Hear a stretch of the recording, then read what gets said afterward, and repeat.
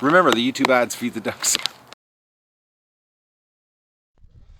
All right, it's May the 20th, and this is our early start we did this year.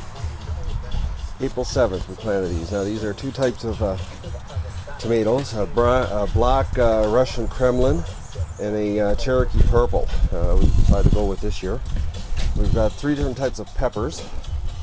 We've got jalapeno peppers, cayenne peppers, and a Bulgarian hot pepper. And this here is our Brussels sprouts, broccoli, and cabbage, or cauliflower. This year we're going to have success big time. We started these things like April 7th. So they're going to be a 2-month head start compared to last year. That's our plans. Now we'll go down to the garden. All right, it's May the 20th. It was a long winter, and we're back now for another year of heirloom organic gardening. And the neighbor was nice enough to lend me his tractor again. Great guy. And we're going to prepare the soil today for laying it out. I've got had a big brush pile here that we burnt, and we're going to sprinkle the ashes through the garden. And last year, for my followers, we had the manure in here, and it's been turned in, and you can't even see it now. It's completely gone. And now we're going to get it ready for another season of growing. I think this year's going to be another banner year for us, and we'll give you an update of how the day goes. But you couldn't ask for a nicer day to work in the garden.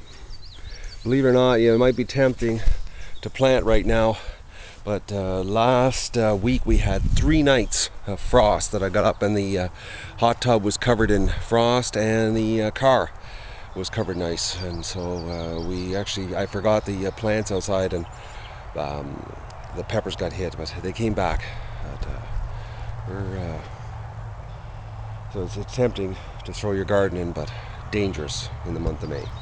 In this part, we've got the ash spread. Roughly, it was 1 wheelbarrow load. And now we've got it evenly spread out. And we're going to rototill it in now. I wanted to show you what survived on our compost pile. Broccoli. We actually have got broccoli growing that from what we ripped out last year, we threw into this pile, and the heirloom strain of sprouting broccoli survived the winter and is now growing on our compost pile. So we've had to make a tough decision here on leaving the compost pile as is and letting it grow to see what happens, or turning the compost pile into the garden. But we're going to let her go. But we're going to give her some water today, and it looks like we're going to have broccoli growing here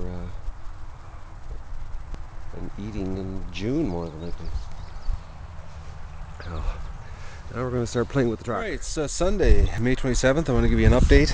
This is our tomato plants, the purple Cherokee and the black Kremlin. And these guys we started in the house.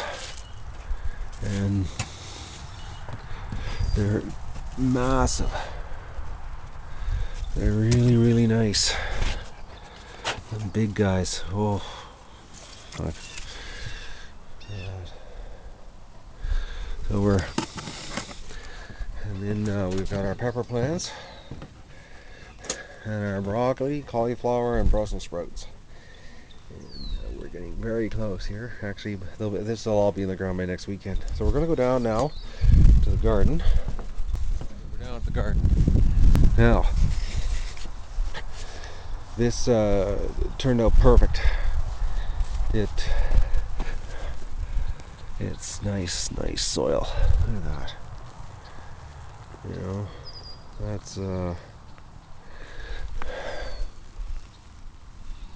we had lots of rain too. We had a couple good downpours here. Plus I put the sprinkler to it, so all the ash is mixed in. All the manure from last fall.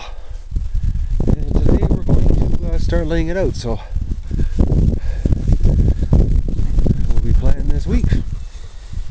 Alright, we had to whip up to the neighbors and get his tractor again. Ground was so hard, all the rain packed her down. Now she's fluffed up again, but we've got it laid out now. And we're doing something a little different this year.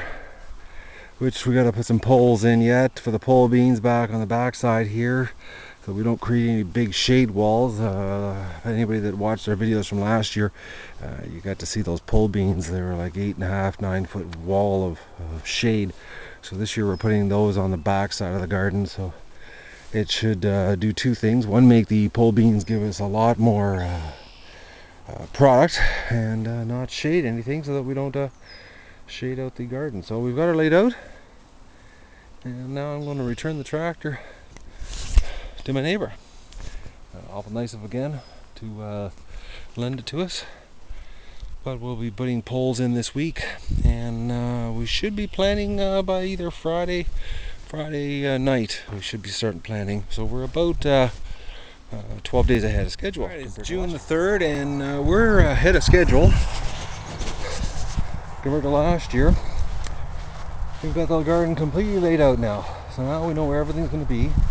We've got the tomato cages up. This year we're doing a little different design after last year's mess with those heirloom tomatoes getting so big. So this year we're going to spread them out. They're between 5 and 6 feet apart, and this is going to be the pole beans on the back side of the garden, because if anyone watched the videos from last year, you would have known that we had a bad shade problem because of the pole beans. And so we've got it laid out, and we've got our pea wire up, and for our snow peas and our regular peas and our corn.